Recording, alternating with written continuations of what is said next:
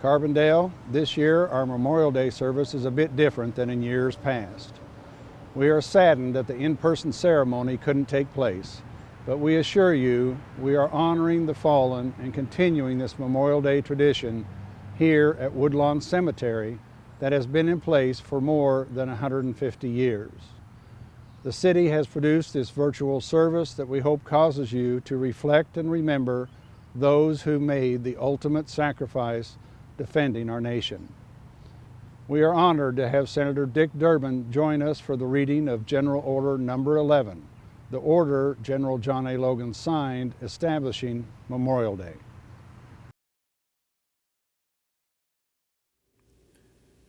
It was April of 1866, a year after the end of the Civil War, a year after Abraham Lincoln was assassinated. There were 3 returning Civil War veterans waiting for services to begin at a church in Carbondale, Illinois. They saw a young woman with 2 infants approach an unmarked grave in the church cemetery, place flowers on the grave, and kneel in prayer. The veterans were deeply moved, and they worked with community leaders to host a parade of veterans to the Woodlawn Cemetery for a day of remembrance the following Sunday. 200 veterans showed up for that very first parade, one of America's first Memorial Day parades. Among the marchers was General John Logan, Civil War hero, proud son of Illinois, a name we all know. The following year, General Logan was appointed the second Commander-in-Chief of the Great Army of the Republic. One of his first acts as Commander-in-Chief was to call for a national day of remembrance to honor the soldiers who lost their lives. He hoped that the ceremonies would resemble that first service that he saw in Carbondale, which moved him so much. These are the words of his order, General Order Number 11, the Memorial Day Order.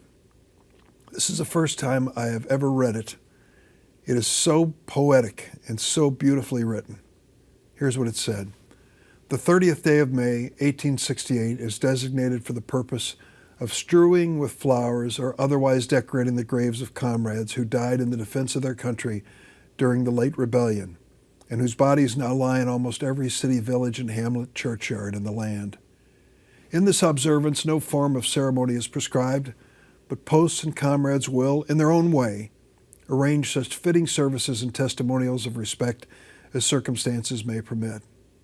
We are organized, comrades, as our regulations tell us, for the purpose, among other things, of preserving and strengthening those kind and fraternal feelings which have bound together the soldiers, sailors, and Marines who united to suppress the late rebellion. What can aid more to assure this result than by cherishing tenderly the memory of our heroic dead who made their breasts a barricade between our country and its foes? Their soldier lives were the reveille of freedom to a race in chains, and their deaths the tattoo of rebellious tyranny in arms. We should guard their graves with sacred vigilance.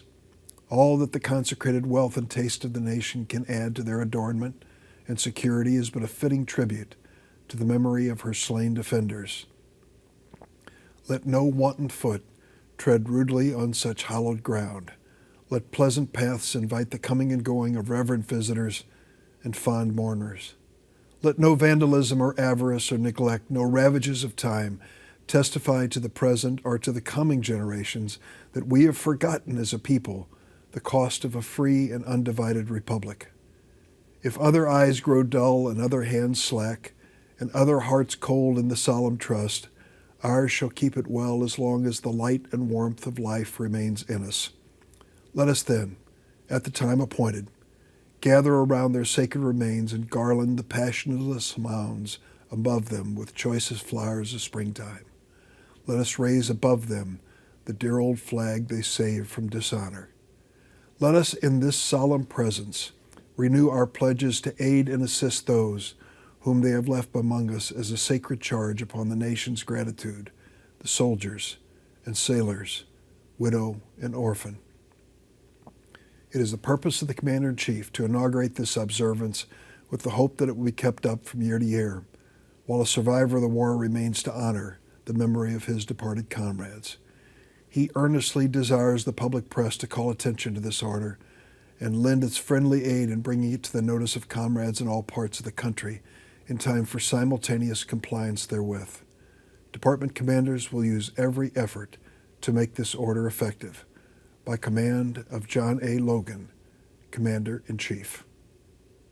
Today, more than a century and a half after General Logan issued this Memorial Day order, we remember all those American patriots who've fallen in battle, from Antietam to the Argonne Forest to Afghanistan.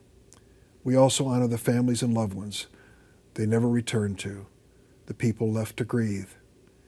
In their honor, let us never forget what General Logan rightly called the cost of a free and undivided republic, and may we, as grateful patriots today, all do our part to preserve our nation free and undivided.